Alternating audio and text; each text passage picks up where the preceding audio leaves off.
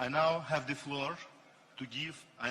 honor to give the floor to the next speaker, Her Excellency Ms. Meenakshi Lehi, Minister of State of India for Foreign Affairs and Special Envoy of the Prime Minister of India. Please, Madam Minister, the floor is yours. Excellencies, ladies and gentlemen, it is a pleasure to be here in Belgrade with some of India's longest-standing partners. For India, as one of the founding members of our movement, this commemoration is all the more special as I deliver today's statement in my capacity as Special Envoy of Prime Minister Shri Narendra Modi.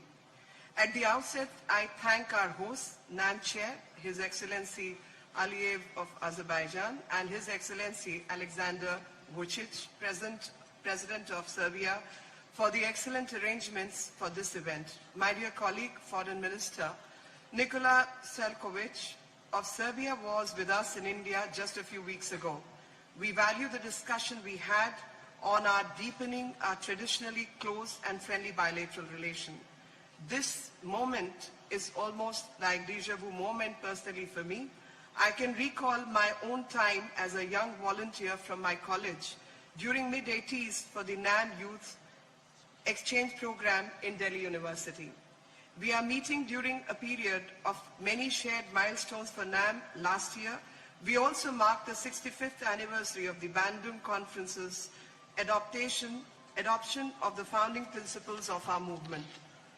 Over the decades, these core NAM principles have provided potential and moral impetus for decolonization process, leading to independence of many of the countries represented in this room today.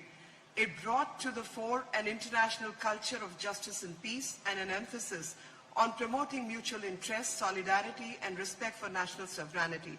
However, while we reflect on past achievements, this is equally a time for honest introspection about our movement. What must we do to ensure the continuing relevance and influence of NAM on global outcomes? Whether it is achieving 2030 developmental targets, countering the scourge of terror, combating climate change, or defeating the pandemic. These are all issues which surpass our individual capacities. The way in which COVID-19 pandemic has wreaked havoc across the globe has exposed the inadequacies of the multilateral system in effectively responding to perhaps the biggest challenge of contemporary times. NAM, with its diversity, shared developmental experience, and youthful and dynamic population, has the potential to take the lead and be a force for global good. On our own part, we have been part of the solutions rather than the disruptions. India has supplied more than 70 million doses of vaccines to 93 countries and 2 UN entities, including the UN peacekeeping force. As our own domestic requirements are going to come down by virtue of inoculating population with 940 million doses of vaccines, we will be expanding our cooperation in the field of COVID-19 vaccines, along with CoWIN as an IT platform which has been made available to all or anyone seeking that support. In recent past, while NAM has been effective in some areas where we have spoken in one voice to defend our interests and those of developing countries, we have increasingly become ineffective in certain other areas, particularly in tackling new and emerging challenges.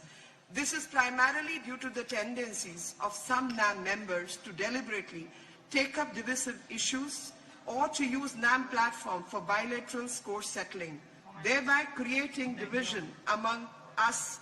Such pursuance of partisan agenda rather than working towards strengthening our collective effort has resulted in an increasing number of members having to disassociate themselves from NAM positions. At another level, we are splitting ourselves into camps, reflecting geopolitical divides outside NAM rather than strengthening NAM itself to become independent pillar and influential voice in international forum. NAM was created to pursue the collective interest of developing countries. This has been our strength, but we risk becoming irrelevant if we do not check the divisive tendencies within our movement.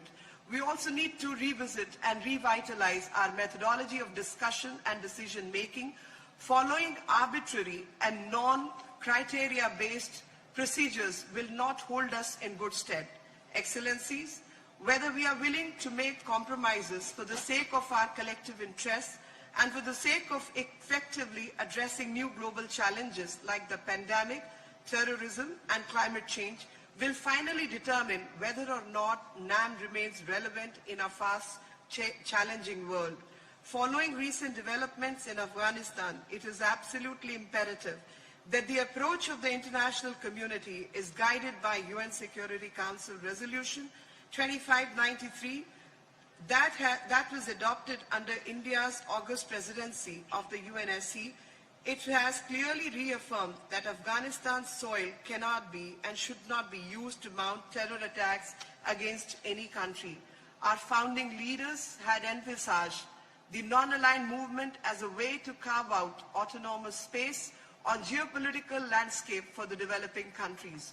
We need to ensure that we stay committed to that cause so that we actually realize the aspirations of our people for socio-economic, scientific, and technological development. I thank you, Mr. President.